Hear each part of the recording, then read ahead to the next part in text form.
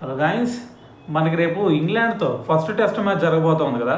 మరి ఈ first test మ్యాచ్లో మన వాళ్ళు ఒక డెసిషన్ తీసుకోబోతున్నారు ఇండియన్ టీం. అదేందో తెలుసా?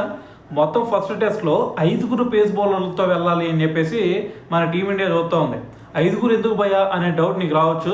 సో 5 ఖచ్చితంగా కావాల్సిందే, ఎందుకంటే అవి ఇండియా పిచ్చులు కాదు, ఇంగ్లాండ్ పిచ్చులు. ఇంగ్లాండ్ పిచ్చులు అంటేనే బౌన్స్, దాని తర్వాత స్వింగ్ అయింది, దాని తర్వాత పేస్ పడిద్ది. సో మరి ఇటువంటి సినారీలో ఖచ్చితంగా 5 పేస్ బౌలర్లకు కావాల్సిందే. సో అందుకని చెప్పేసి మరి 5 పేసర్లు ఉన్నారా మనకల్లే అంటే ఎందుకు లేరు, మొత్తం 7 తీసుకున్నారు మన వాళ్ళు.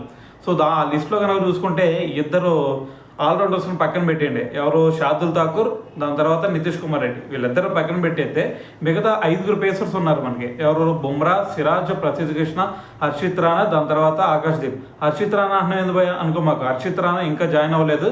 సో త్వరలో ఇండియన్ టీంలోకి జాయిన్ అయ్యే ఛాన్స్ అయితే కనిపిస్తూ ఉంది.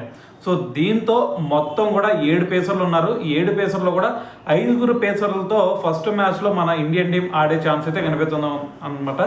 అయితే మరి ఈ 5 పేసర్లతో వెళ్తే బెటరా, లేదు అంటే మరి ఎక్స్ట్రా స్పిన్నర్ని యాడ్ చేసి కుల్దీప్ లాంటి వాళ్ళని ముందుకెళ్తే బెటర్గా? మరి దీని గురించి మరి మీరేమనుకుంటున్నారు అనేది కూడా తెలియాలి కదా. సో అందుకే కింద కామెంట్ చేయండి.